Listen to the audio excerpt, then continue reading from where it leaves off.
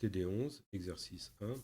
Donc là, on va utiliser une autre méthode qui consiste à utiliser les différentiels logarithmiques. Je reviens à la formule qui me permettait de calculer la surface du triangle, donc x fois y fois sinus alpha divisé par 2. Cette expression est strictement positive, donc je vais pouvoir déterminer le logarithme népérien de S. Le log népérien de S, donc ça sera le log népérien de la parenthèse. Dans cette parenthèse, on voit que j'ai des produits et un quotient. Donc on se rappelle bien de la règle, hein, donc le logarithme d'un produit AB, donc ln de AB, c'est ln de A plus ln de B, que je vais appliquer à x, y et sinus de alpha.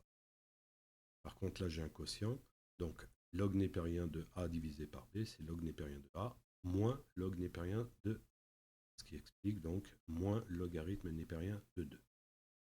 Donc j'ai cette expression, donc conformément à la méthode, on va dériver cette expression.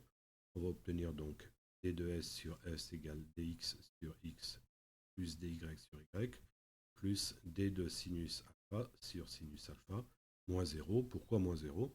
Parce que là, log népérien de 2, c'est une constante, et la dérivée d'une constante, ça fait toujours 0. Ensuite, je vais m'occuper de cette expression.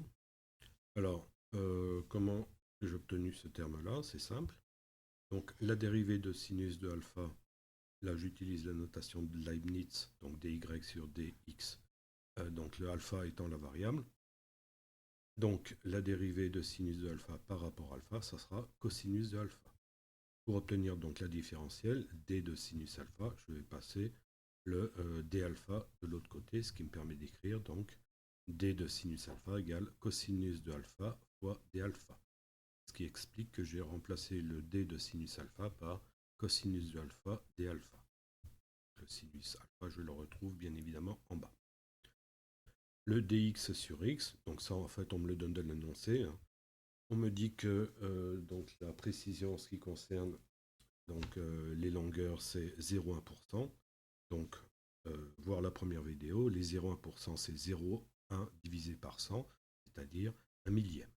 Donc j'ai écrit directement 1 millième pour la précision dx sur x. Pour dy sur y, la précision est la même. Et ensuite, je vais remplacer donc alpha et d alpha par leur valeur, c'est-à-dire pour alpha, c'est cosinus de pi sur 3, c'est pi sur 3, pardon, alpha. Et le d alpha, on l'a vu dans la vidéo précédente que c'était pi sur 180 degrés. Oui, 180. Donc, j'obtiens cette expression. Je vais passer le S de l'autre côté, c'est-à-dire que je vais multiplier cette parenthèse par S, S représentant la surface du triangle, si là, donc, si AB est égal à 200, si AC est égal à 150, et si l'angle est égal à pi sur 3, ou 60 degrés si on préfère. Donc je vais faire ce calcul, et donc attention, hein, mettez bien la calculatrice en mode radian, d'accord, si vous mettez les angles donc sous forme de pi sur 3. Là, vous pouvez utiliser aussi la calculatrice en mode degré. Donc là, il faudra mettre cosinus de 60, sinus de 60. Ça ne changera pas, ça n'interviendra pas sur le calcul. Quand je multiplie par pi sur 180, là, ça intervient uniquement sur le calcul du sinus et du cosinus. Dans tous les cas, que les angles soient exprimés en radian ou en degrés, vous obtiendrez la même valeur pour cosinus de l'angle et sinus de l'angle. Donc, une fois que vous aurez fait ce calcul, vous allez retomber exactement sur la même chose. 156,88 m². Alors, une petite remarque, on pourrait s'amuser donc à calculer la surface avec donc 150 et 200 mètres et l'angle de 60 degrés, on divise par 2, donc conformément à la formule, on obtient une surface de 12 990,38 m². Si on augmente donc les 150 mètres donc des 0,1%, pareil pour les 200 mètres, on augmente l'angle de 1 degré, donc pour avoir l'erreur maximum, donc la surface atteindra donc les 13 145,55 mètres carrés, hein, ce sont des mètres carrés. Et si on s'amuse à faire la différence, on voit qu'on obtiendra un résultat qui sera différent de ce qu'on a trouvé. Alors, quel est le résultat le plus précis? On peut se poser la question.